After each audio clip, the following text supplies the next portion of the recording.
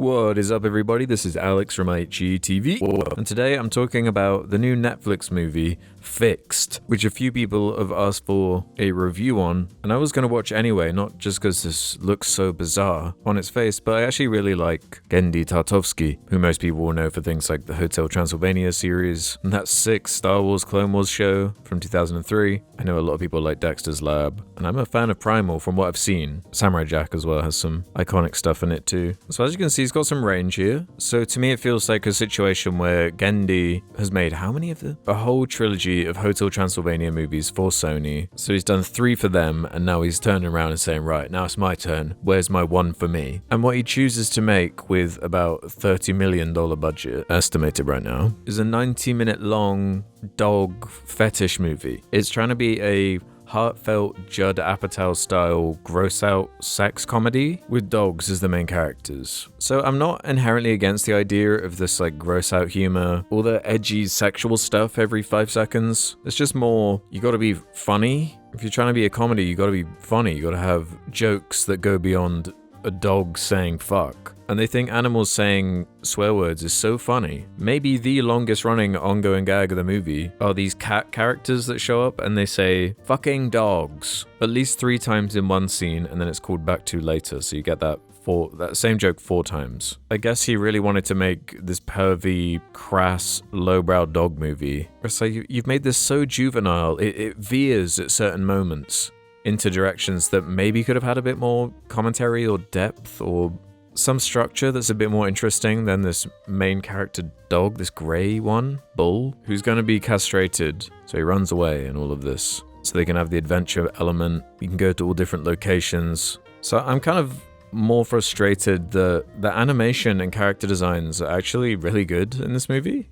For the most part, there are some that are kind of whack, but the actual animation is really detailed. The movements are really good. The line work's really good. Some of the backgrounds are a bit plain and flat, and the actual storyboarding isn't anything special, but there's plenty of good animation. But yeah, it just kind of feels wasted on this juvenile baby movie that can't be shown to babies because it's so gross out, lowbrow. I mean, look, like I'll describe some of these jokes, right? And if you find this conceptually funny, then this movie will be for you. So I hope you like shots of dog assholes and dog balls flailing around. That's a big feature of this movie. I even saw when I was reading the Wikipedia. It's inspired by Lady and the Tramp, 101 Dalmatians, and some Looney Tunes type stuff, particularly due to their emphasis on expressive animation. However, the film became more cartoony. Tartakovsky did have to soften the animation for the genitals, however, coloring the anuses a bit more subtly. What? I'm not sure if I can think of a movie that has a piece of trivia like that. So yeah, you got the gross out stuff with the dog assholes, the swearing, everyone is swearing all the time, and not in a way that kind of aids the sentences or the jokes. It is literally just a cartoon dog is swearing, isn't that funny? The main character goes into a cloud of weed and gets high. Then he zones out and rats bite his balls. The list of weird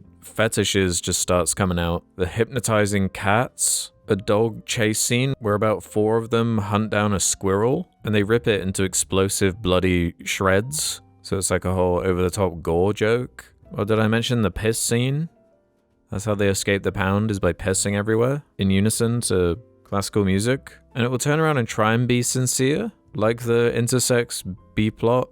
I mean, it will try and be sincere, but will usually undercut itself with a joke or be so tonally or simply written that it just feels condescending or like it's speaking down to its audience. With this character saying stuff like, different is good, I don't want to be like everyone else, and whipping out dialogue that sounds like it should be in a Disney kids movie, except it'll be right after a 5-minute scene in a dog whorehouse. I wish more of the movie focused on the Crufts or dog show angle, because they were starting to veer into some kind of funny jokes or interesting types of characters they could bring in. Like if they really leaned into the kind of weird eugenics-y, creepy stuff that can come from like dog shows and dog breeders. But again, they mostly just use it for humor. I don't get why there's so many animated properties feel like they have to do this. Like I can make my adult edgy movie and make the jokes I want. I can do whatever I want, and I choose for it to be gross and disgusting. Like why can't you just make a movie? I've got to shout out my obligatory Mars Express, where it's violent, it has stakes, it's not for children, it even has some sexual stuff going on, but it doesn't condescend its audience and it's just a movie. One you should watch instead of Fixed. Haven't even got to these characters. These are the kind of the 4 main crew, the super bad crew. the 40-year-old virgin crew. And I gotta say that the voice acting here is particularly bad. I'm not sure if it's fully on the voice actors or because the material they're working with, the actual lines they're saying, are bad on the page. But these are some really unlikable, that's what I mean about the character designs. There were a bunch of good ones. This main character is one of the worst main characters I've seen in an animated movie in a while. This Adam Devine guy voiced him, and he's just a grating, unlikable, gross main character. I don't want to look at him. I don't want to hear from him. He's not like dumb Patrick from SpongeBob kind of funny. He's just irritating. Then this Idris Elba character. Idris Elba would just do anything, huh? He just sounds like Idris Elba reading a script and saying fuck a lot. The sausage dog is a strange one. He's like an influencer dog. Probably has the least screen time. And the last one is this thing who likes skunk smell and has the romance B-plot. And I only laugh once outside of just the absurdity of the idea that, like, Tartovsky could have made something so much more ambitious or creatively challenging or interesting. But for whatever reason, this is like his dream project. He's been holding on to this since 2009. Why? That is so funny to me. And yeah, that one sincere joke I did have was when the sexual humor gets so extreme towards the end. Kind of in a Sausage Party type way. And I don't like that film either. But I think this actually might have less going on than Sausage Party. Outside of the nice animations. Much nicer looking than Sausage Party. Don't know how much I can show of some of this. Yeah, a lot of it felt like barely disguised fetish type stuff. Trying to go for like a gross out Ren and Stimpy, grimy style a lot of the time. I don't know, there is a way you could take this that maybe would be entertaining, but it tonally is just all over the place. Nice animation, just wasted. Yeah, this would be like a low 1.5 stars for me. Just feels like a waste of everyone's time. Definitely check out his other stuff. Even the first Hotel Transylvania is pretty good. So thanks for watching. Let me know your thoughts on Fixed. I'll see you on the next vid. Bye.